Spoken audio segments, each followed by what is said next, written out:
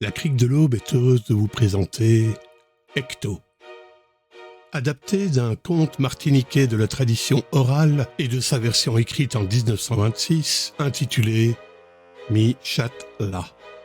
Il est bien connu que les chats, en particulier les chats noirs, sont des animaux mystérieux.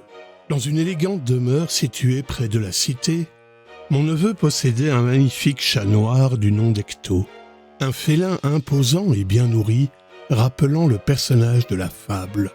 Mais loin d'être un animal exemplaire, il se révélait être le plus habile des voleurs des Rhodilardus.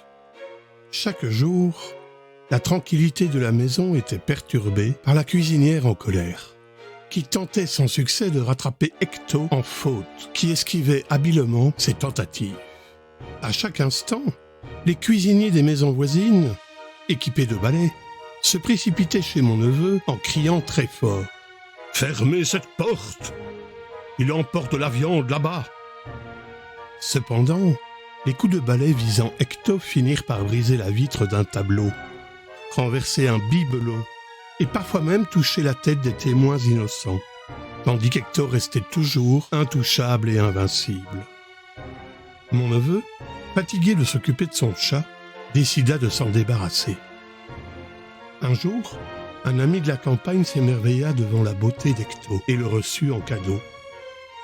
Le chat, soigneusement emballé dans un sac, fut placé au fond de la voiture de l'ami en direction de Morne-Rouge.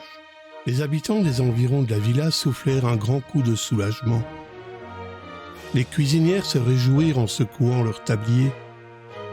Imaginez un peu, un chat qui osait voler les plats directement sur le feu. 3 jours plus tard, quelle surprise! Ecto se prélassait au soleil devant la cuisine de son ancien maître. Mon neveu était ravi, mais les fourneaux l'étaient moins. Malgré le voyage, le banni ne s'était pas assagi et avait repris ses méfaits. Le chat fut une nouvelle fois banni, et cette fois, Ecto fut embarqué à bord d'une goélette à destination de Diamant. La cuisinière, visiblement ravie, affirmait avec un sourire aux lèvres « Lip ap tunen fois saha, lipral pibon sous l'eau ha ». Il ne reviendra pas cette fois, il sera bien mieux sur l'eau. 3 jours plus tard, une surprise inattendue. Ecto était confortablement installé sur le coussin le plus luxueux du salon, marqué du sceau « Châtelain, sorcier ». Une panique s'empara de la maisonnée. Les vols reprirent immédiatement, accompagnés de balayages frénétiques dans toute la maison. Le jardinier méfiant a demandé Ecto, en assurant qu'il ne reviendrait pas. À contre-cœur, le fidèle mais voleur Ecto lui a été confié, et ce soir-là, on s'en est régalé chez le jardinier, à la sauce lapin. 3 jours plus tard, effroi. À 10h du soir, mon neveu se trouvait dans sa chambre.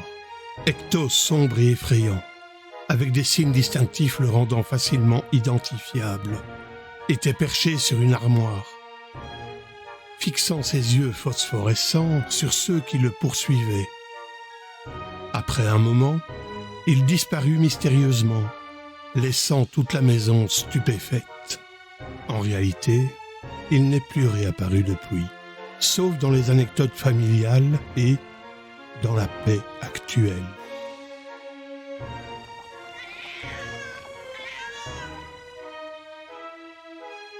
Merci à vous et à bientôt sur La Crique de l'Aube.